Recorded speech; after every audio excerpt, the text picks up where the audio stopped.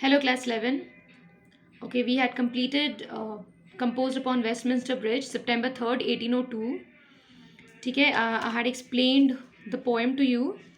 Today we'll be today I'll be explaining the critical analysis to you. Summary जो है इस poem का वो explain करूँगी मैं आज इस वीडियो में. Okay, all right. The poem composed upon Westminster Bridge, September 3rd, 1802 is a Petrarchan sonnet.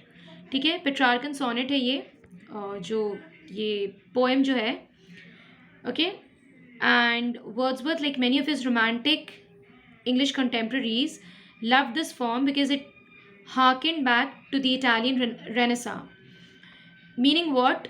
Wordsworth जो थे वो अपने जो इंग्लिश में जो और भी कॉन्टेम्प्रेरीज थे उनके रोमांटिक कॉन्टेम्प्रेरीज मतलब और भी जो पोएट्स जो थे जो लाइक नेचर लवर थे उनको ये यॉनर जो था ये लाइक नेचर के ऊपर पोएम लिखना जो था ये अच्छा लगता था उनको. ठीक है, ये फॉर्म उनको पसंद था बिकॉज ये इटालियन रेनेसा को भी ब्रिंग आउट करता था. Okay, this poem has 14 lines divided into 2 sections. इस पोएम में 14 लाइन्स हैं as I have already told you. ठीक है, 2 सेक्शन में डिवाइडेड है ये. The first has 8 lines and the last section has 6 lines called the octave and the sestet respectively.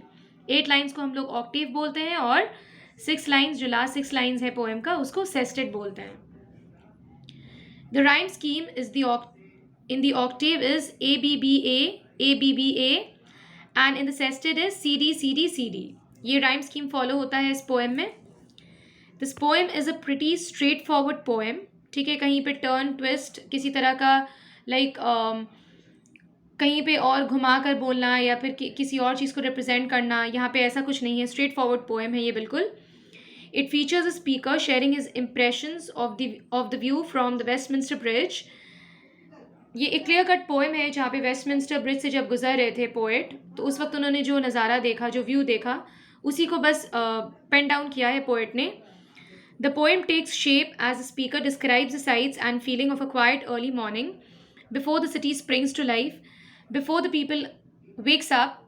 सुबह जो होती है तो लोगों के उठने के पहले जो नज़ारा देखा उन्होंने, जो पूरी सिटी जो है खामोश होती है, लाइक सन्नाटा रहता है सुबह का, उस चीज़ को यहाँ पे दिखाया है पोएट ने, लिखा है उस चीज़ के बारे में.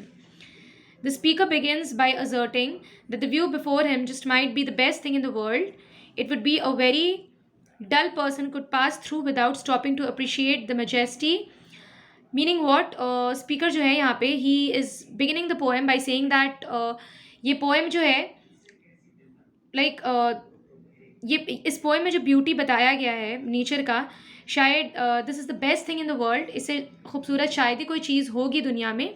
ओके, एंड एक डल पर्सन, एक ऐसा पर्सन जिसको किसी चीज़ की नॉलेज नहीं है या फिर किसी चीज़ को अप्रिशिएट नहीं करना जानता है, शायद वही इंसान ऐसा होगा जो इस ब्यूटी को अप्रिशिएट ना करे. ठीक है, बिकॉज ये ब्यूटी जो है majesty of what he sees. Okay, जो पोएट ने देखा है ये बिल्कुल प्रशंसा करने के योग्य है, मतलब तारीफ़ करने के काबिल है बिल्कुल. ये जो नहीं करता है इसकी तारीफ़ वो पोएट के नज़र में, वर्ड्सवर्थ के नज़र में बिल्कुल एक डल पर्सन है जिसको किसी भी चीज़ की नॉलेज नहीं है, समझ नहीं है. And what is the splendid sight that of a mighty city full of the amazing accomplishments of man, ships, stars, domes, theatres and temples spread before the speaker. इन सारी चीज़ों के बारे में स्पीकर ने लाइक अपने पोएम में लिखा है कि जो माइटी सिटी है, बहुत बड़ा सा सिटी है. ऑब्वियसली लंदन कोई छोटा मोटा शहर तो नहीं है. ठीक है, बहुत बड़ा सिटी है ये जो मतलब ह्यूमन सिविलाइजेशन का हर अकम्पलिशमेंट उसमें है, चाहे वो शिप्स हो, टावर्स हो, डोम्स हो, थिएटर्स, टेम्पल्स, हर चीज़ मौजूद है उसमें. ठीक है, but these man made marvels have yet to come to life in the early morning. लेकिन ये जो मैन मेड चीज़ें हैं यहाँ पे, इसको लाइक अभी पूरे तरीके से जागने पर या फिर एक्टिविटी स्टार्ट होने में वक्त है, बिकॉज ये उस अर्ली मॉर्निंग के टाइम पे लिखा है पोएट ने जब सारे लोग सो रहे होते हैं. ठीक है, सोए हुए हैं उस वक्त. The buildings and ships are seen as part of the greater setting. Building ships जो है ऑब्वियसली ये एक सेटिंग बताया है यहाँ पे नेचुरल लैंडस्केप का पोएट ने. The sun rises over the quiet scene and the river moves along on its natural path. Sun जो है वो उस सन्नाटे में, खामोशी में सूरज निकलता है.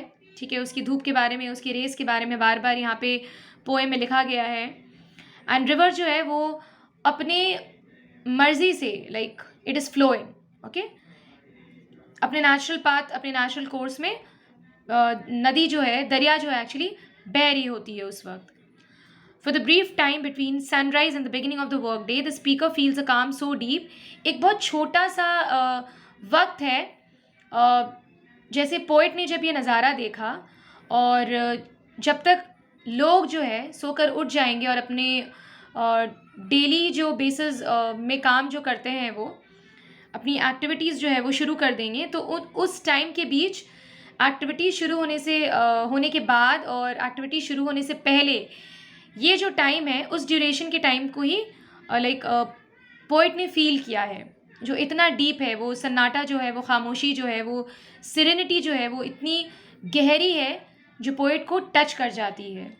Okay, for at this moment civilization sleeps. इस मोमेंट पे क्या होता है, जो सिविलाइजेशन है वो सो रही होती है. And the beating heart of man made constructs is lying still. और जो मैन मेड ऑब्जेक्ट्स हैं उस वक्त, जैसे जो स्पीकर ने बताया है पहले, शिप, स्टार्स, डोम्स, थिएटर्स, ये सारी चीज़ें जो हैं उस वक्त के लिए बिल्कुल स्टिल रहती हैं, बिल्कुल लाइक उसमें कोई एक्टिविटी नहीं है, कोई मूवमेंट नहीं है, कहीं पर से लोग नज़र नहीं आ रहे हैं या उसका इस्तेमाल नहीं हो रहा है उन चीज़ों का. Okay, so this is what the poem says. ठीक है, alright students, I have already given the summary to you. Please write it down in your notebooks. That's it for today. Thank you.